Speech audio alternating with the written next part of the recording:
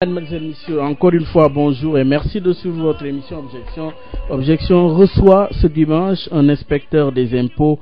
Il est directeur des services fiscaux et est membre également de la cellule des cadres de l'APR, l'Alliance pour la République. Mambo Idiao, c'est son nom. Bonjour et merci d'avoir bien voulu accepter notre invitation. Oui, bonjour Bayoumar, bonjour à tous les auditeurs de la radio Sud FM. Alors Mambo Idiao, la situation économique.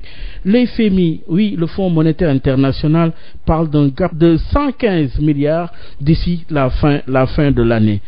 Expliquez-nous, vous en tant qu'inspecteur justement des impôts, à quoi est-ce dû?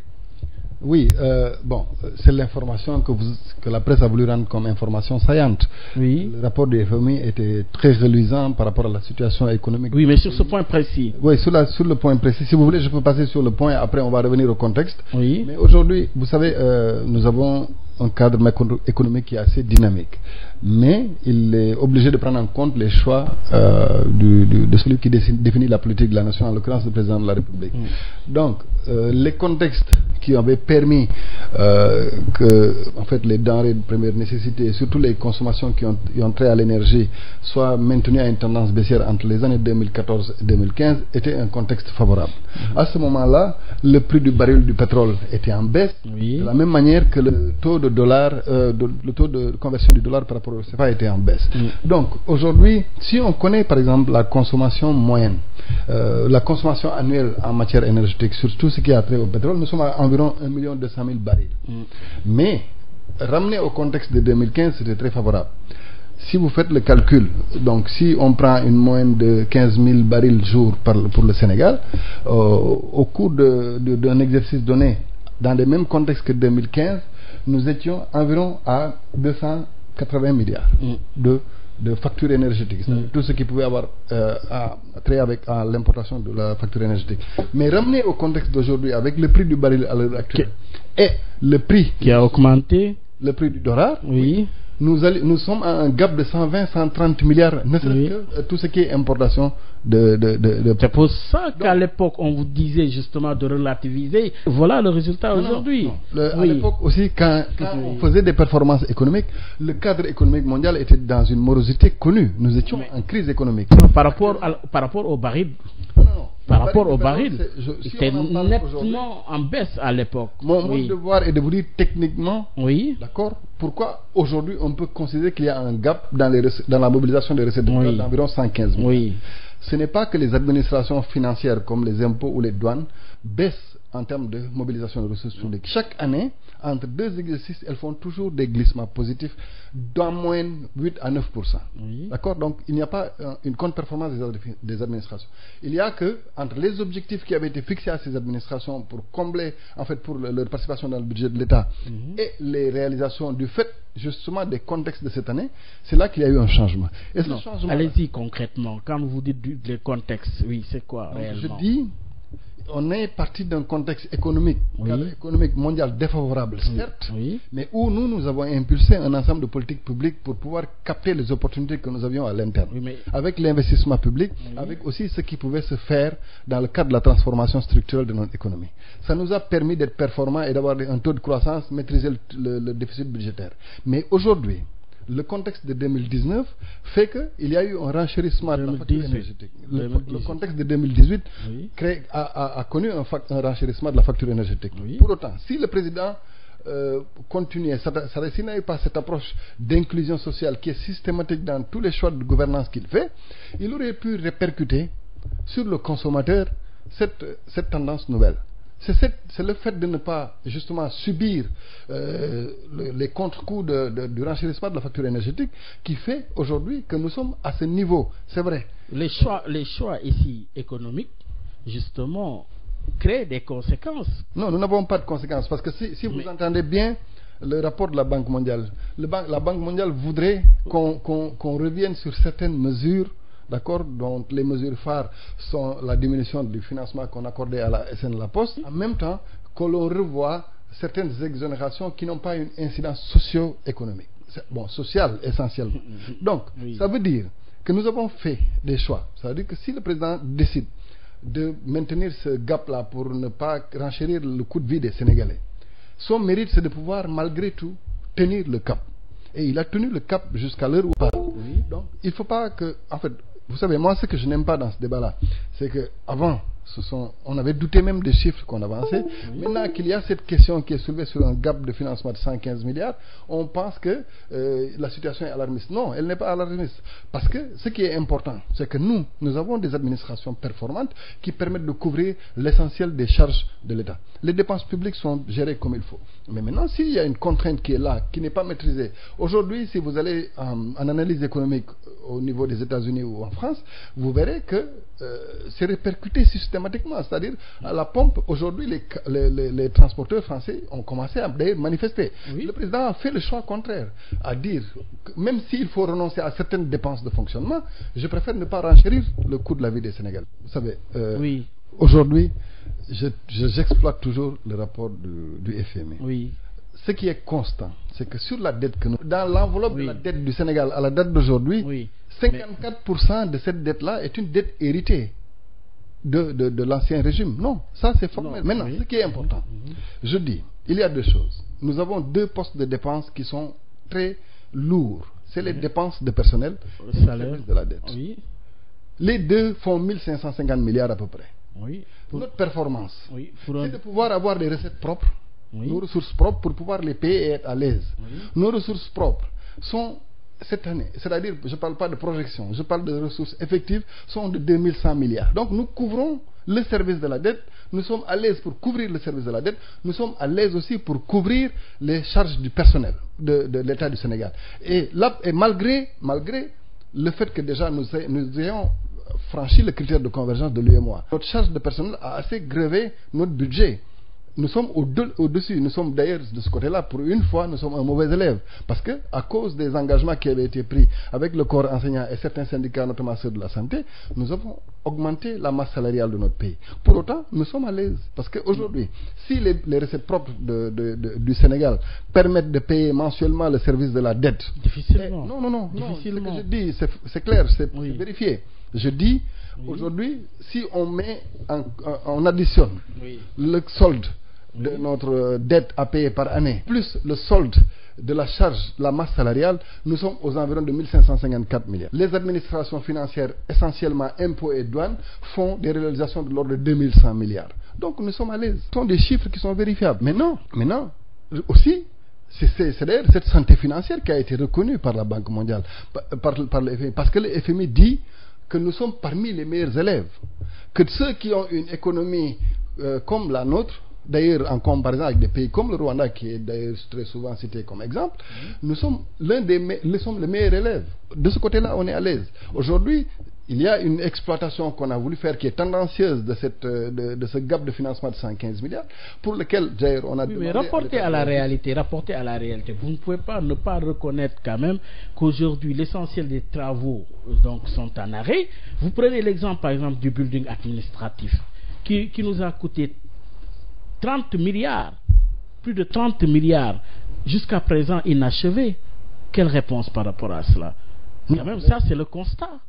Vous savez, par exemple, les grands travaux qui sont connus de l'État, ils sont tous en cours. Ila Touba est presque terminé. Non. Le pont je donne des exemples. Ila Touba, ça c'est des financements chinois. Non, mais vous me parlez... Non, c'est différent. Maintenant, le PUDC, supposons qu'il y ait un projet qui est propre à l'État du Sénégal, a fini sa phase 1. Et qu'on a connu avec succès. La deuxième phase a commencé et aujourd'hui nous avons lancé, entre les deux phases quand même, le président a lancé la troisième phase à partir de la région de Ziguinchor. Donc il n'y a pas d'arrêt. Le projet Promoville continue. Les grands chantiers de la Casamance, je les connais, je suis allé sur ces questions-là. Il s'agit essentiellement de la RN6 qu'il va de Ziguinchor à Kolda. Mais il faut qu'on fasse le distinguo entre les investissements privés, par exemple provenant des Américains, des Chinois. Ça, on sait comment ça se passe.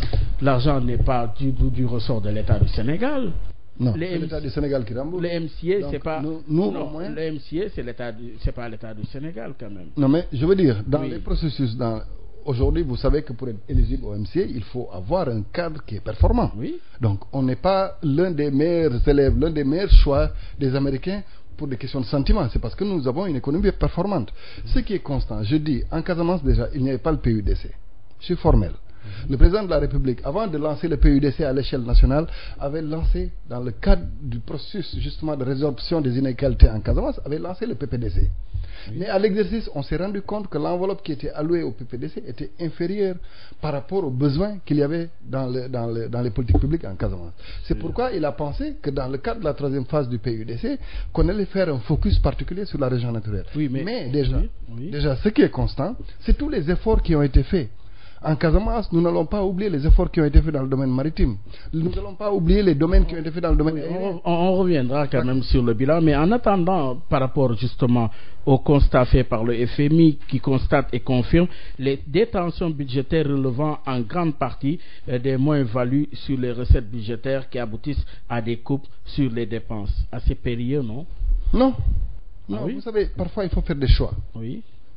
Beaucoup de personnes justement mettent un focus sur certains membres de l'opposition, mettent un focus sur tout ce qui est exonération, n'est-ce pas? C'est ce qu'on appelle les dépenses fiscales. Mais les dépenses fiscales sont un choix fort d'un pays. Il ne s'agit pas de parti pris ou de privilèges qui sont accordés à des gens qui ne se réveillent pas au Sénégal. J'aimerais que la Direction générale des impôts, par exemple, sorte l'étude qu'il y a sur les dépenses fiscales. Vous vous rendrez compte? En tout cas, ce serait bien, pour que nul n'en ignore. Ce serait bien. Parce que là, l'impression que cela donne, c'est que les exonérations sont faites sur la base de... Mais est-ce que je les mets au défi? De critères non fondés. Je mets tous ceux qui sont curieux, je les mets au défi. Tous ceux qui sont curieux en matière de politique publique, je les mets au défi. Ils ne prouveront pas le contraire. Ils vous diront que dans les dépenses fiscales, 60 à 70% sont des dépenses qui vous concernent, vous, Baye Omar, en tant que fils du Sénégal, ou moi. C'est-à-dire qu'aujourd'hui, l'État aurait pu taxer le riz. L'État ne le fait pas. Non, c'est comme ça. Ça, c'est à peu près 60 à 70% des dépenses fiscales. Donc, c'est toujours discutable. Oui, mais c'est toujours discutable. Tous les pays oui, mais est-ce que vous voulez... Non, nous ne sommes pas d'accord sur le tout fiscal. C'est pas normal. Un pays aussi a une politique sociale.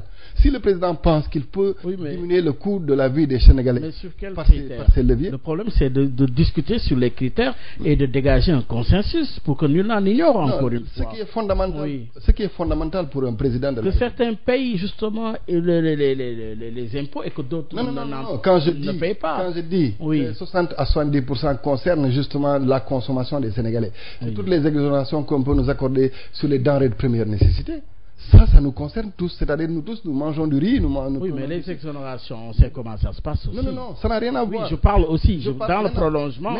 Dans le prolongement, parlons des exonérations. Justement, avant, il y avait ce qu'on appelait des exonérations. D'accord. Aujourd'hui, dans le régime juridique sénégalais, du point de vue du Code des investissements, il y a essentiellement, dans les faveurs qu'on peut accorder aux entreprises, que des suspensions de taxes.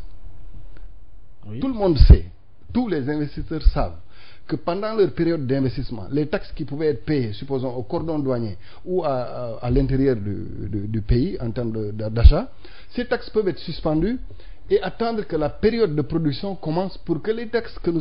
Non, c'est comme ça que ça se passe. Ce ne sont pas des faveurs qui sont accordées à des entreprises en créant des zones de non-droit fiscal. Non. Oui, mais justement... Non, c'est normal qu'on soit attractif. Oui, mais justement, il faut publier. Mais non, c'est ce que je dis, les rapports sortent toutes les années. Il faut les publier. Non, les rapports sortent. Tout le monde sait que les rapports sur les dépenses fiscales sortent. Ça, c'est constant. Mais je dis, il ne faut pas en faire un levier pour faire croire aux Sénégalais que, en fait, c'est une nébuleuse ou bien que c'est un levier qui est fondamental. Si on actionne aujourd'hui, si l'État veut récupérer tout de suite 200 milliards de taxes, l'État taxe le riz et les autres denrées de première nécessité. Ça sera facile. Mais c'est un choix. Il faut que l'État aussi ait une politique sociale. Le président a considéré que depuis 2012, parce que les Sénégalais se plaignaient de la cherté du prix du gaz, du prix du riz, de l'huile, etc. Le président a fait un choix au point que notre inflation n'a jamais atteint 1,5% jusqu'en 2018. Non, l'inflation n'a jamais été un problème. Ah mais si. Non, si, notre pays a connu du tout. L'inflation pour notre économie n'a jamais été un problème. Combien a coûté le sac de riz? Oui, mais non. Et donc ça veut dire aussi que beaucoup d'efforts ont été faits dans le cadre de l'inclusion sociale. Malgré tout, ça n'empêche pas aujourd'hui de dérouler une politique.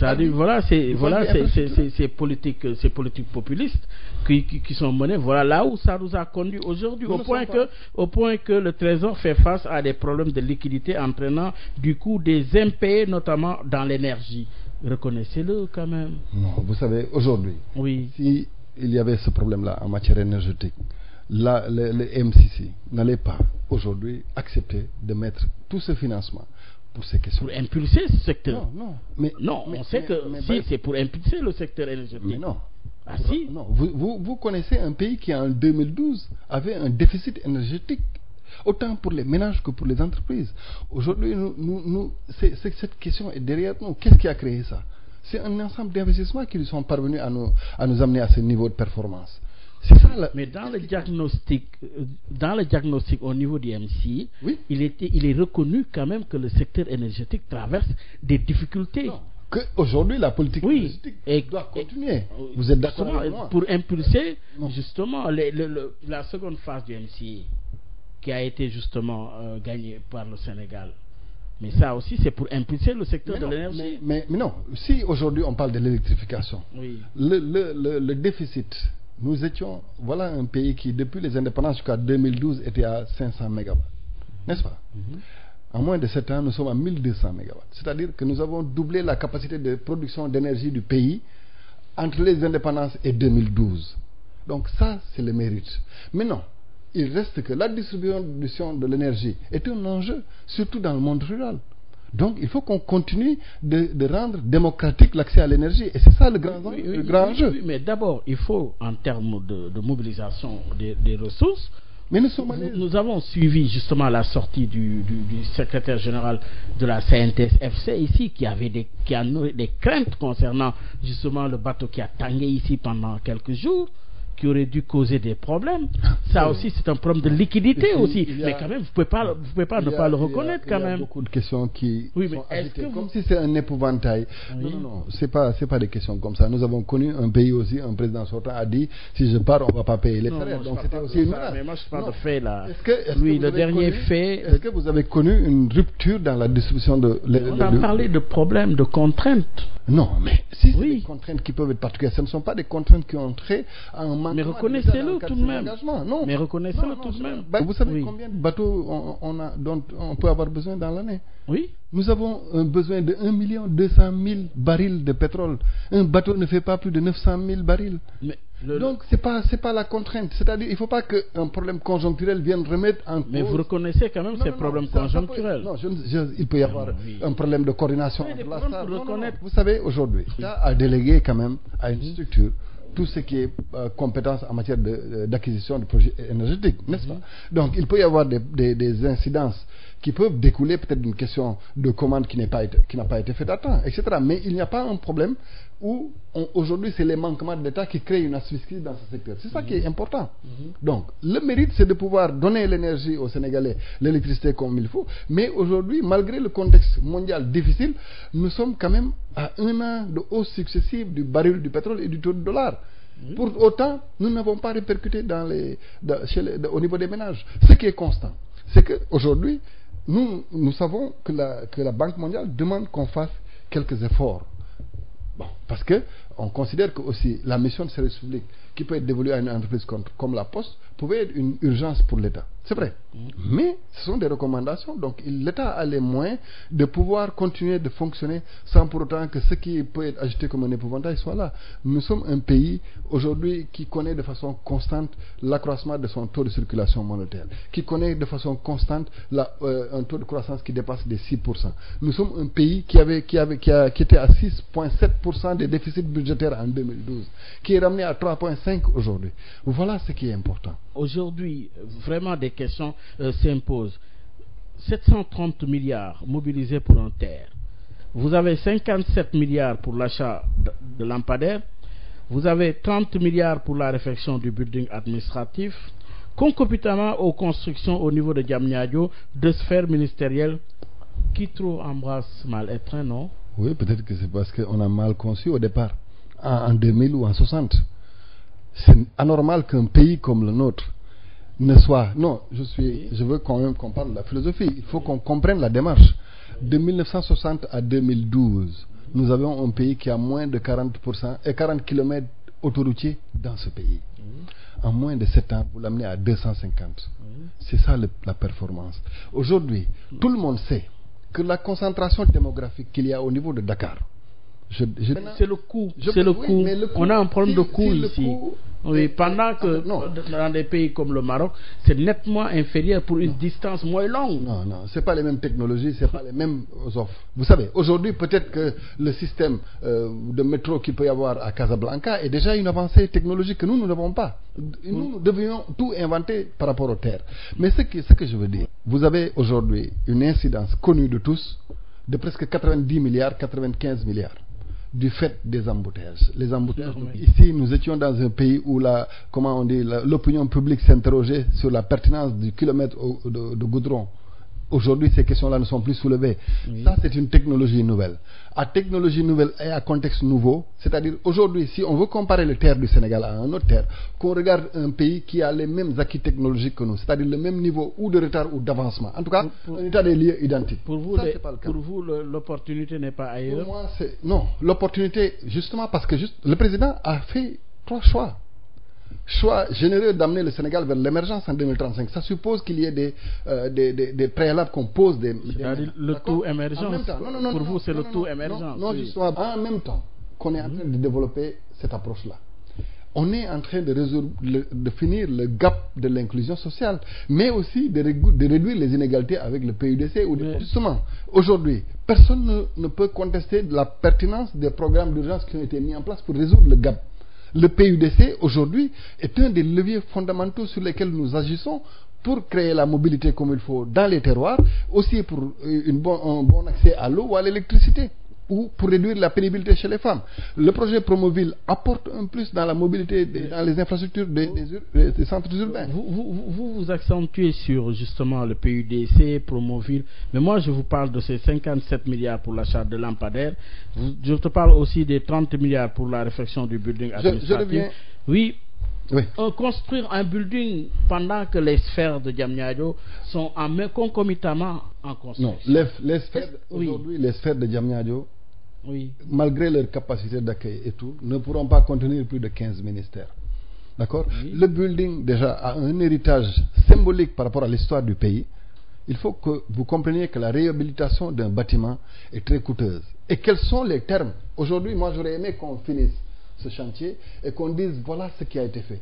Ce qui peut être fait. Vous savez, aujourd'hui, voilà un bâtiment où, quand il pleuvait, les fonctionnaires qui y travaillaient, les fonctionnaires cherchaient des seaux d'eau pour pouvoir éviter que l'eau puisse accéder. Donc, vous savez, c'était un niveau de détérioration qui était tel que, certainement, il a fallu faire beaucoup plus d'investissement. Mais justement, les avenants, d'avenant en avenant, vous saviez au départ, avec une étude, au départ, combien devrait coûter?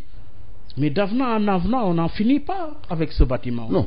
Oui. Vous savez, moi, ce que je pense, qui est fondamental déjà, c'est de comprendre la vocation de ce bâtiment. Qui est normalement d'abord le siège du gouvernement, parce que le chef du gouvernement doit être au building administratif. Et qui contient les ministères de souveraineté. Essentiel. D'accord? Premièrement. Deuxième. Donc, sur l'opportunité. Revenez sur la question. D'avenant en avenant. Vous saviez au départ combien il fallait pour construire une bonne foi. Mais après, vous imaginez quand vous... Ça fait combien d'années depuis? Écoutez, vous savez aujourd'hui quand... Plus de 3 ans pour un bâtiment, pour un pays comme le Sénégal. Vous ne savez pas combien coûte une réfection d'un bâtiment? Le bâtiment, on l'a dit. Oui. Maintenant, il faut attendre que le chantier finisse et que les gens disent ce qu'il y a à l'intérieur du bâtiment. Pour moi, c'est ça qui est fondamental. Construire dans un espace vierge des tours ministérielles, c'est vrai, mais qui peuvent accueillir 15 ministères. Et réfectionner un bâtiment. Personne ne comprend. Mais non. La cohérence de ce choix. Personne ne comprend. Expliquez aux Sénégalais pourquoi vous réhabilitez un building. Déjà pendant plus de 2 ans, 3 ans, ça finit pas d'avenant en avenant. Au même moment, il y a la construction de sphères ministérielles. Oui. Avec le même objectif. Personne ne comprend. C'est pas le même objectif. Oui, mais expliquez. C'est pas le même objectif. Le building administratif ne recueille pas plus d'une dizaine de ministères. Ça, c'est connu de tous. Déjà, non. D'abord, ce building-là ne recueille pas plus d'une dizaine de ministères, y compris la primature. Il y avait beaucoup de ministères qui étaient... Vous avez parlé de décongestionner. Aujourd'hui, le président Macky Sall, lui, son mérite, c'est d'avoir créé une ville nouvelle et d'y avoir mis toutes les commodités, d'accord, pour que les gens puissent y vivre de façon convenable.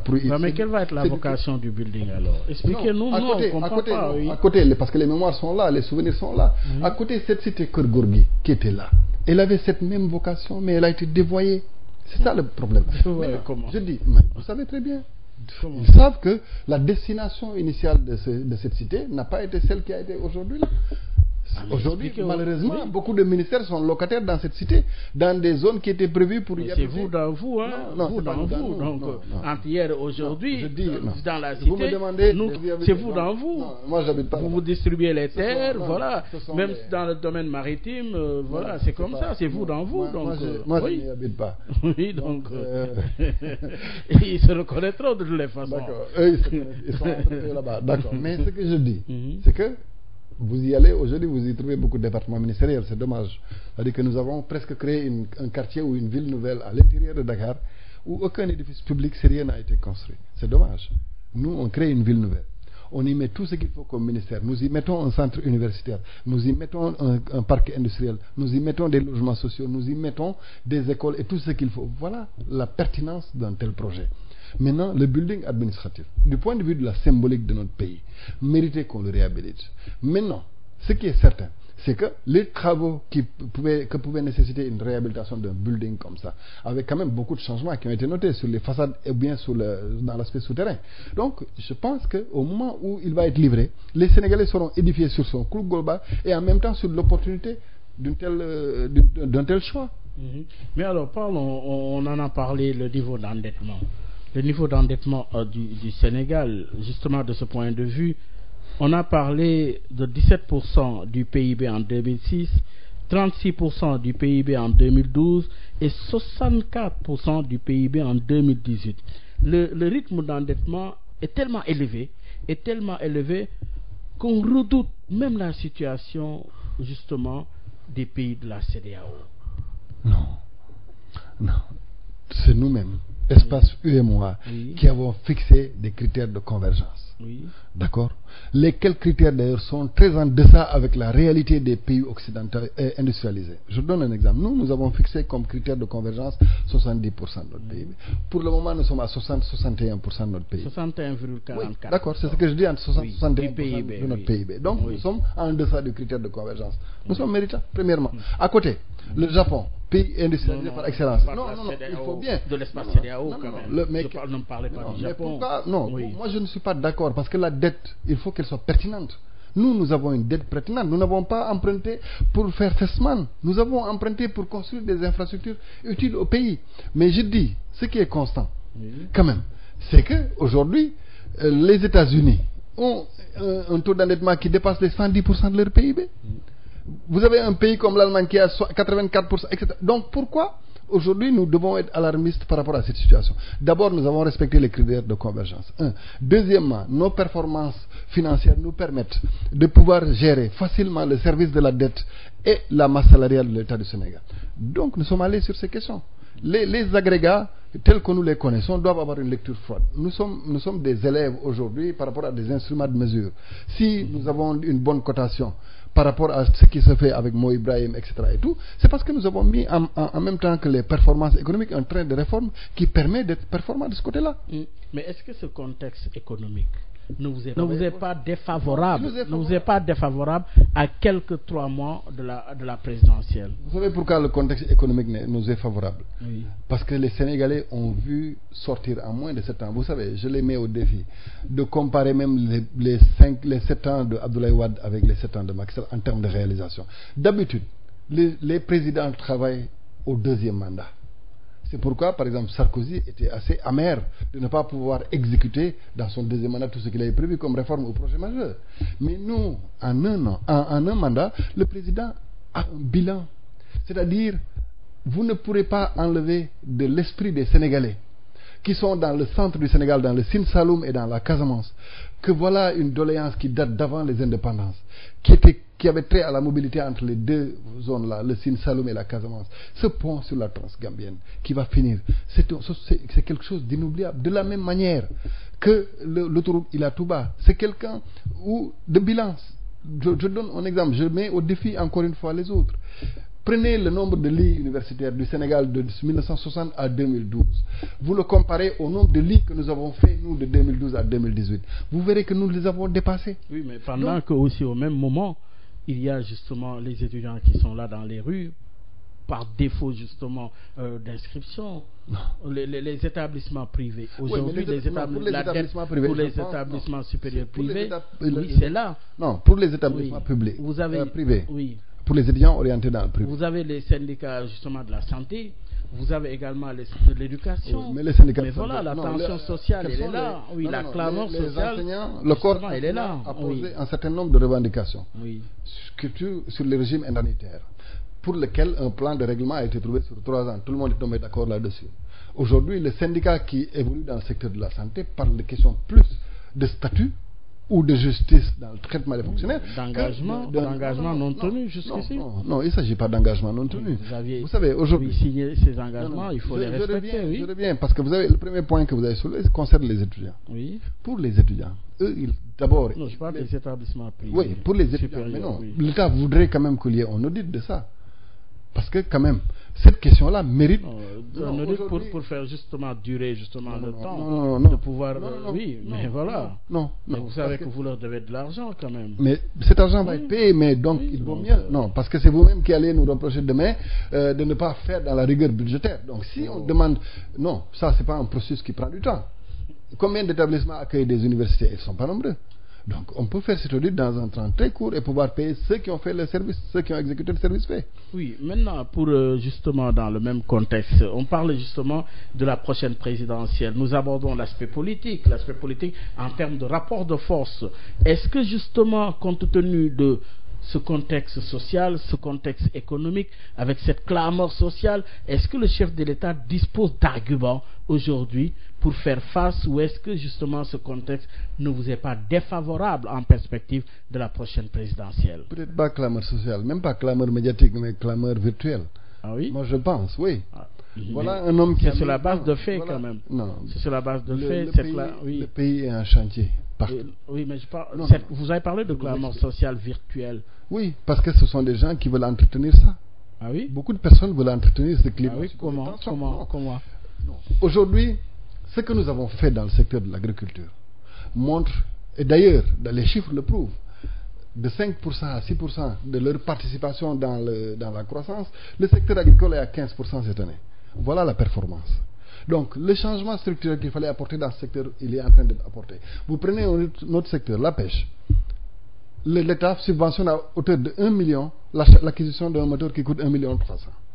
Vous prenez les politiques d'inclusion sociale que sont la bourse de sécurité familiale, la couverture maladie universelle, la carte d'égalité des chances, le rehaussement de la pension des retraités. Oui, et vous parlez de... Ça a impacté justement... Ça impacte. Oui. Demandez. J'aurais aimé que vous fassiez un micro-trottoir au niveau des retraités. Non, mais non. Vous verrez qu'ils ont eu... Donnez-nous des chiffres sur en quoi ça a impacté quand même. Mais aujourd'hui, vous avez un président déjà, je vous donne un premier chiffre, en 2012, qui dit j'augmente le pouvoir d'achat des Sénégalais en réduisant leur impôt. Ça nous a fait 40 milliards tout de suite dans la poche des Sénégalais. D'accord? Le riz, etc. Des denrées qui pouvaient coûter 350 francs le kilo sont ramenés à 200 et quelques le kilo. D'accord? C'est encore dans la poche des Sénégalais. En même temps, on met en place un package social qui permet à des ménages de bénéficier jusqu'à maintenant de 40 milliards par année de fonds qui leur sont alloués par l'État du Sénégal, justement pour éviter que ça puisse leur arriver par un autre canal, en mettant en place un package qui permet que ces personnes soient éligibles à l'éducation nationale et à la santé. Vous avez un pays où la césarienne n'était pas gratuite. Avec le niveau de pauvreté qu'on a, on ne peut pas occulter cette performance. On ne peut pas occulter la performance. Vous connaissez l'adage de dialyse. Vous connaissez l'adage? Oui. On ne donne pas à quelqu'un qui a fait du poisson, on l'apprend comment pêcher. Mais justement, c'est pour aboutir sur le chômage des jeunes aujourd'hui qui est là. C'est la pertinence d'abord. Non, je vous donne un autre. Oui, c'est pour aboutir sur le chômage des jeunes. Oui, c'est la pertinence du changement des paradigmes. Aujourd'hui, ce qui occupe les Sénégalais, je ne parle pas de... Quand on parlera, on va essayer d'urbaniser nos approches. Mais maintenant, quand on regarde le Sénégal, nous avons une population qui est rurale. Mais qui est devenu de plus en plus urbaine. Oui, mais d'accord. Mais il y a une transition de ce côté-là quand même. Si elle n'était pas rurale à 50%, elle n'aurait pas eu... Mais là, tout le monde sait qu'elle est devenue très urbaine même. Elle est devenue très imprégnée des politiques publiques. Mais non. Moi, depuis que je suis né, j'ai trouvé ma région naturelle de Casamance avec 6 grandes villes. Dépeuplée de sa jeunesse quand même. Non, sa jeunesse est là-bas. Mais non, ce qui est important, c'est le changement de paradigme. Il faut que les activités dans lesquels les Sénégalais se réveillent tous les jours puissent mériter l'attention particulière de l'État. C'est pourquoi il y a un focus sur tout ce qui se fait en matière d'élevage, d'agriculture, de pêche, etc. Mais ça ne suffit pas. Le président prend en compte maintenant la dimension de l'échec scolaire. Beaucoup de personnes qui, au cours de leur vie, ont dû arrêter l'école pour une raison ou pour une autre, mais qui peuvent avoir des aptitudes pour pouvoir faire des métiers, qu'on leur donne l'opportunité de le faire. Parlez-moi de chiffres. Dites-moi quel est l'impact avec une illustration en termes de chiffres. Aujourd'hui, les chiffres. Oui, sur justement l'échec scolaire de ce dont vous parlez. Aujourd'hui, si vous prenez la politique d'emploi aujourd'hui, ce qu'elle a donné comme emploi net veut dire moins destruction, d'accord? Moins, en fait, on fait un net. Cet emploi net dépasse les 500 000 qui avaient été promis par le président. Ça, ce sont des chiffres qui résultent du ministère du Travail. Et ce sont des chiffres quand même qui peuvent être contrôlés. Donc, maintenant, mais sur un total de combien? Mais justement, la problématique, c'est de dire que ceux qui arrivent sont beaucoup plus nombreux que ce que nous avons comme opportunité de travail, parce que le travail est supposé être celui de bureau. Vous êtes là pour apporter des solutions. Mais justement, c'est pourquoi aujourd'hui, toute l'approche de mécanisation de l'agriculture, de modernisation de l'agriculture, fait que nous avons maintenant créé de nouveaux métiers qui ont trait aux ouvriers agricoles ou aux techniciens agricoles. C'est comme ça qu'il faut changer les paradigmes. Mais c'est un processus. Vous ne pouvez pas venir dans un pays avec un gap à ce niveau-là en matière de problèmes de formation des jeunes ou d'articulation formation-emploi ou d'échec scolaire et en moins de 7 ans régler cette question. La jeunesse devient une problématique fondamentale du président de la République et son appropriation dans les politiques publiques va être fondamentale.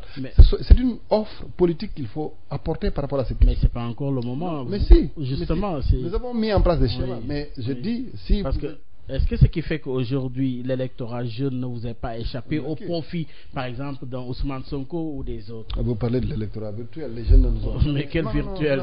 Le président vient de finir une tournée. Vous avez vu ce que les populations ont fait? Il y avait beaucoup de jeunes. Il y avait peut-être plus de la moitié qui étaient des jeunes. On avait vu du temps de Diouf et de Wade, c'est encore même plus. Nous avons... cette propagande-là n'a rien servi. Le référentiel, si ce sont les élections, nous avons toutes gagné. Quand même, 2017 n'est pas loin.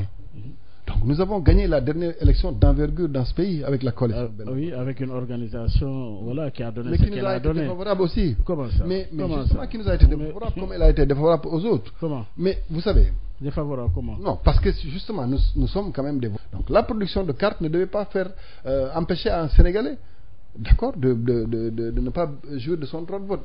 Heureusement, cette question, elle est presque derrière nous. Parce que quand même, sur un fichier de plus de 6 millions de Sénégalais, sur un fichier de 6 50 000 Sénégalais, le nombre d'inscrits, donc nous avons un retrait de cartes de 5 715 000. Il reste comme cartes à distribuer, et ça c'est la DGE qui le dit, 330 000 cartes. Ce ne sont pas ces 330 000 qui vont être un objet de fraude. Donc au moins pour cette fois-ci, avec le filtre du parrainage. Mais pourquoi ne pas justement sur le problème du fichier le mettre à la disposition de l'opposition? Pourquoi vous pensez que vous allez encore justement nous parler de l'article? C'est la même opposition qui allait vous dire que les dispositions communautaires nous empêchent justement de modifier les dispositions du code électoral 6 mois avant les élections. Si, c'est comme ça.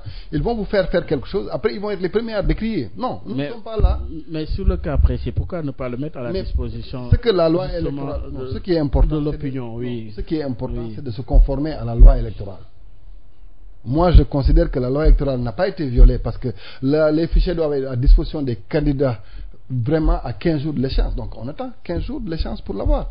Mais on ne peut pas aujourd'hui sur la base de simple supputation de certaines personnes, d'ailleurs parce que justement elles ont été victimes des parrainages, que ces personnes-là viennent nous imposer leur choix sur les débats politiques.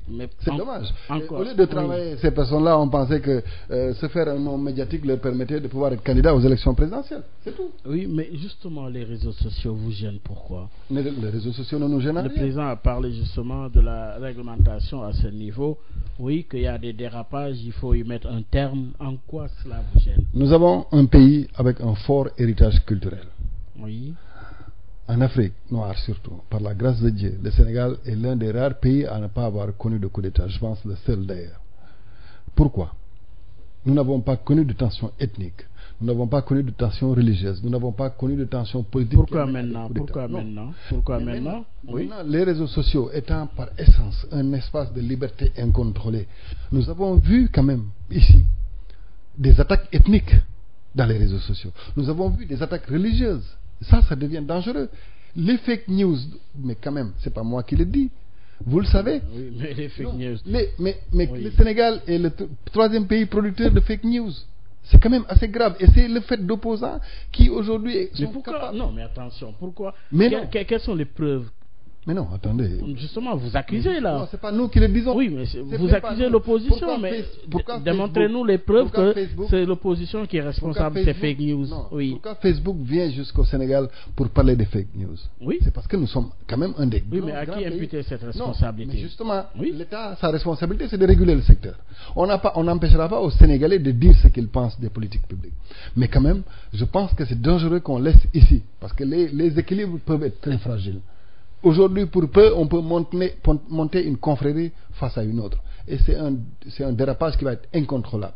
Pour peu, on peut monter une ethnie contre une autre. Alors que notre force, justement, c'est d'avoir des familles religieuses qui sont imbriquées. Nous sommes tous... Mais c'est également des canaux de diffusion. Oui, mais maintenant, si vous savez que les canaux de diffusion... En démocratie, l'expression, est libre, Mais le contrôle est nécessaire au maintien de la stabilité sociale. Pas le contrôle. Si, il est temps. Pas le contrôle, la régulation, peut-être, mais pas le contrôle. C'est ce qu'on va faire, c'est de la régulation. On empêchera à des illuminés de pouvoir déstabiliser notre pays, surtout du point de vue social. C'est tout. Ce n'est pas des questions de politique publique ou de gouvernance qui sont en question.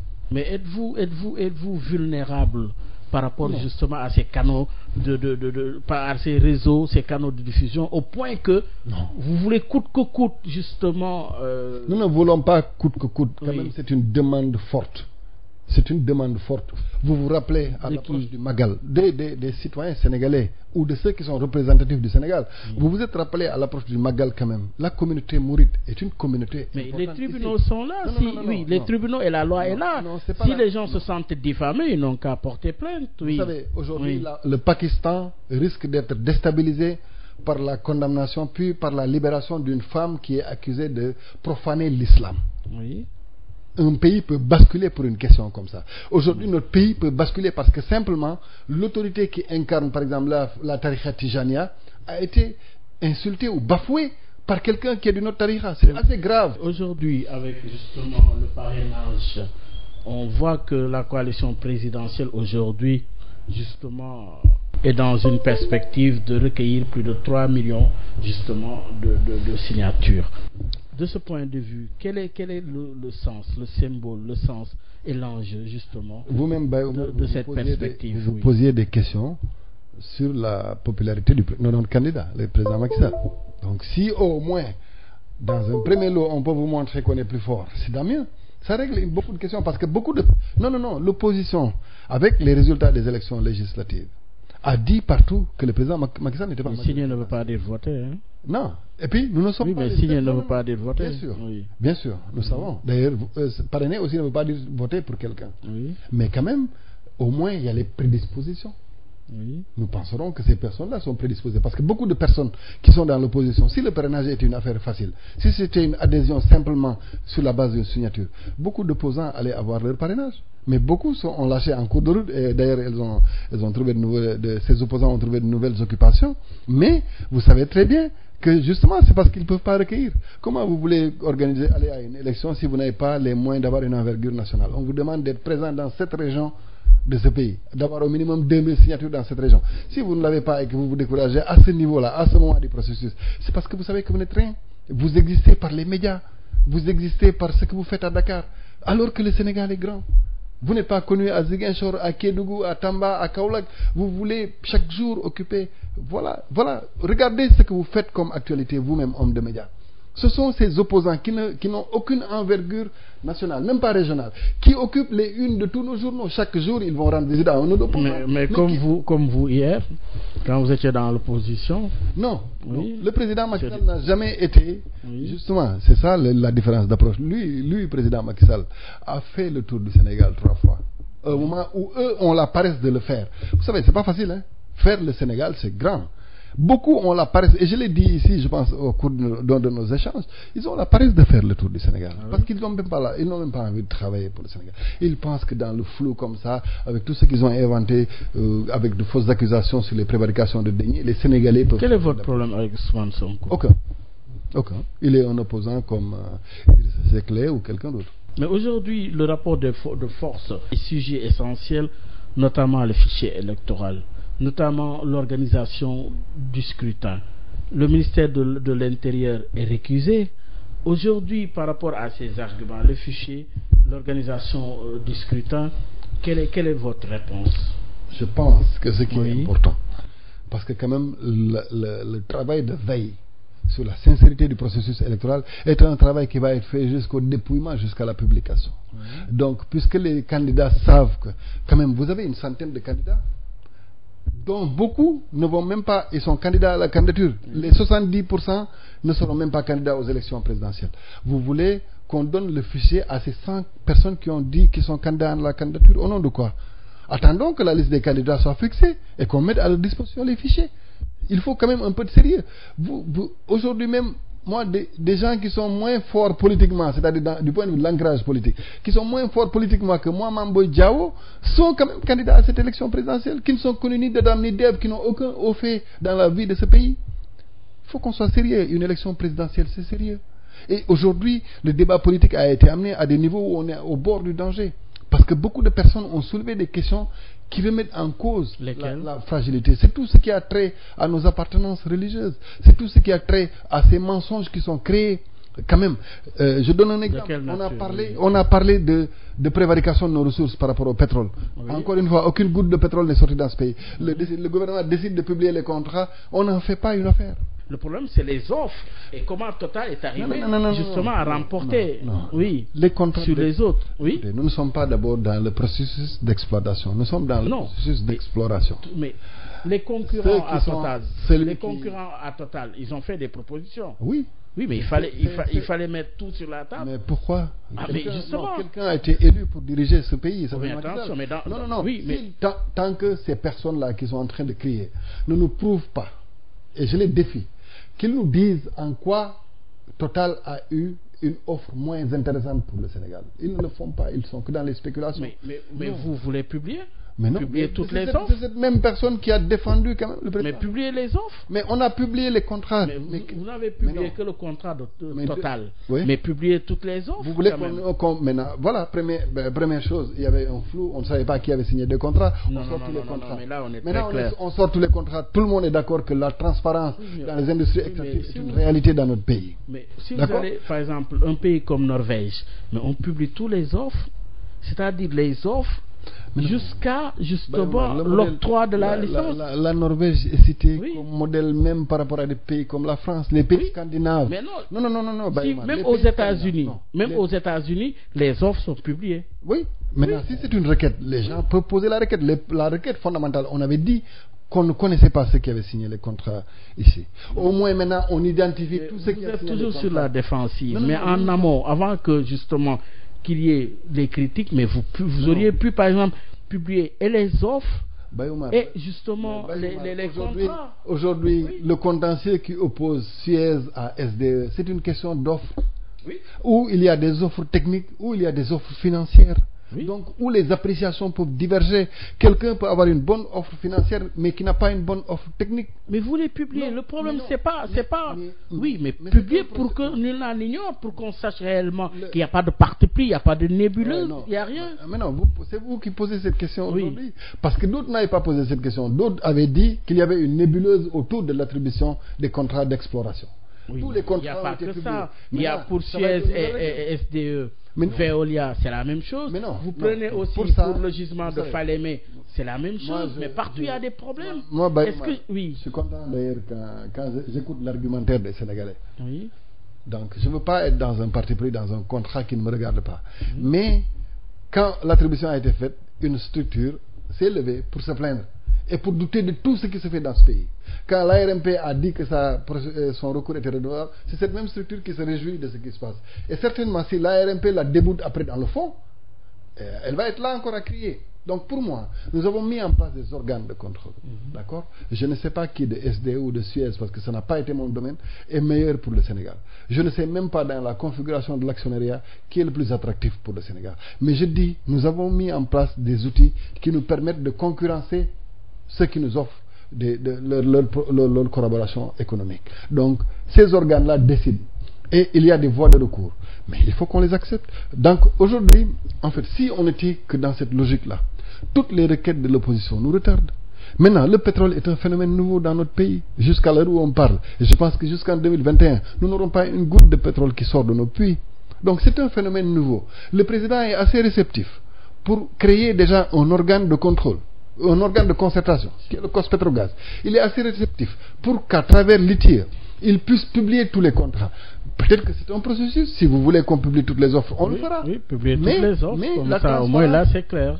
Non, la requête fondamentale qui avait été posée, c'est qu'on ne savait pas. On dit qu'on ne savait pas. Mais là, maintenant, on a publié tous les contrats. Les offres, plutôt, ce sont les offres. Publier toutes les offres. Et là, c'est clair. Si vous le voulez. Oui. Mais ça, donc, encore une fois, c'est un processus. J'espère que si on publie toutes les offres, on va pas nous dire encore publier le nom de tous ces. Oui, mais est-ce que finalement, justement, ces accusations portées contre le régime actuel, notamment pour ce qui est des ressources pétrolières et gazières, notamment pour l'attribution du gisement de fer de Falémé, notamment pour justement le contrat SDE Veolia, tout ça, mais vous ne pensez pas que justement cela ne risque pas de ternir l'image en perspective de la prochaine présidentielle? Non, moi je n'ai jamais connu une bataille médiatique de la SDE ou de Suez au Sénégal, sauf pour cette année. Oui, d'accord.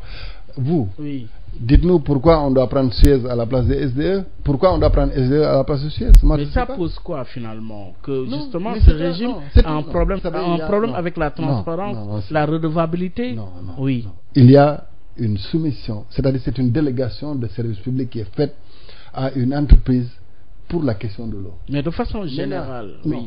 Est-ce que ce régime a un problème avec la transparence, avec la redevabilité? Non. Est-ce que maintenant, parce qu'une entreprise se plaint, nous avons des problèmes avec la transparence.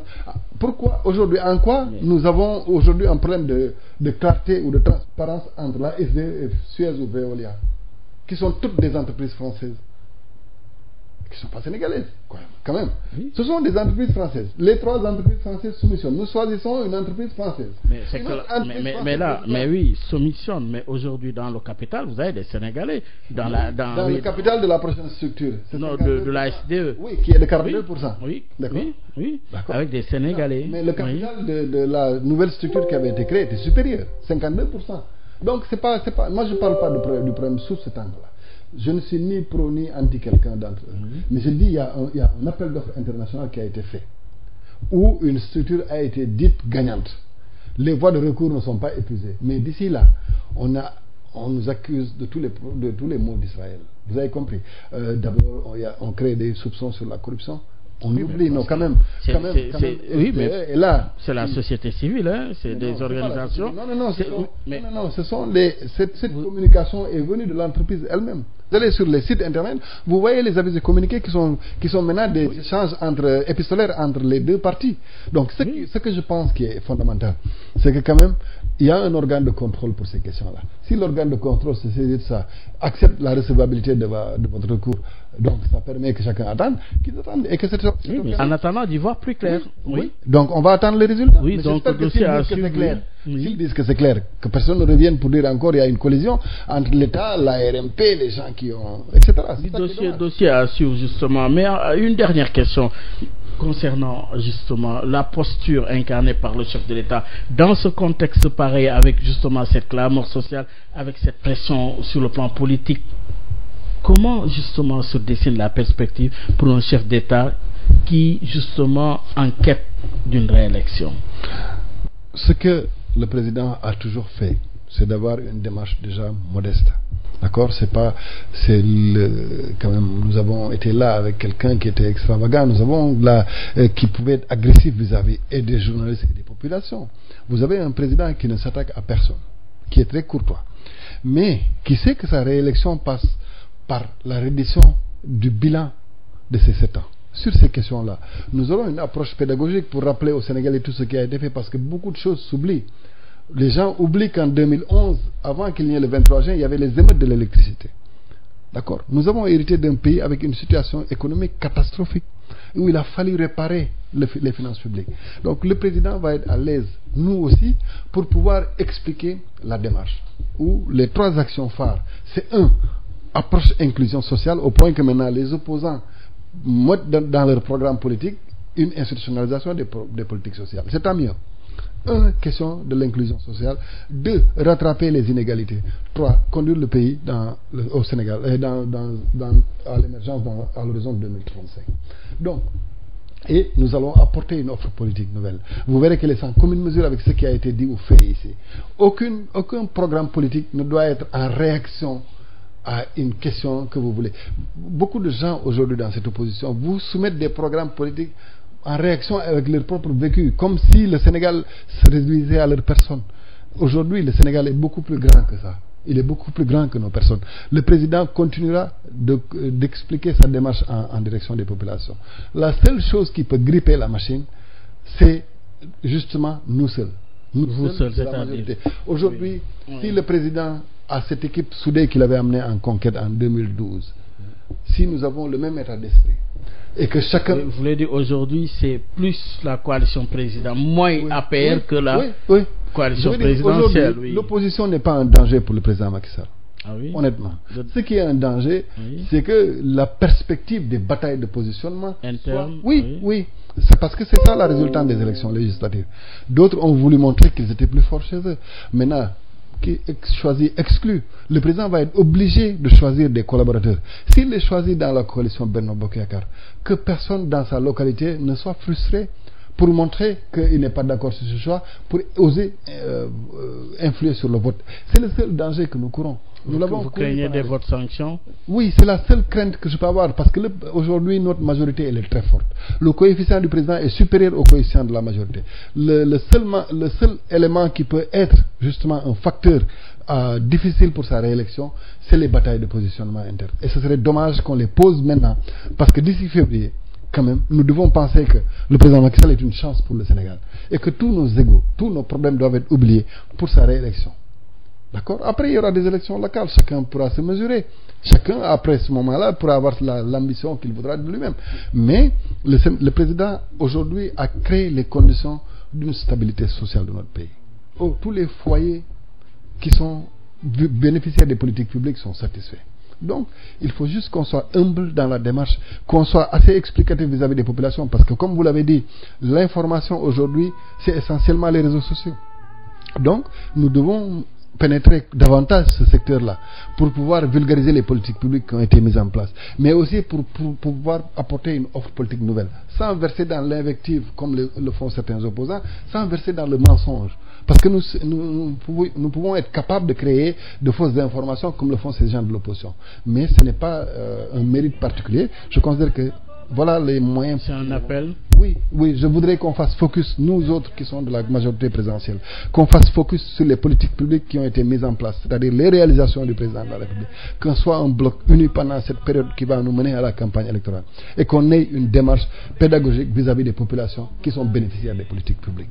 Si nous le faisons, rien ne pourra empêcher le président Macky Sall d'avoir une réélection brillante en février 2019. Il s'agit d'un appel, l'appel lancé par justement notre invité Mame Boye Diao. Merci, ça a été un plaisir de vous accueillir encore une fois à l'émission Objection. Merci beaucoup Baye Omar, c'est toujours un plaisir d'être avec vous. Mesdames et messieurs, ça n'est tout. Il était notre invité Mame Boye Diao, membre de la cellule des cadres de l'APR. Il est le directeur des services fiscaux, des impôts et domaines. Excellente suite de programme sur la 98.5. Rendez-vous dimanche prochain.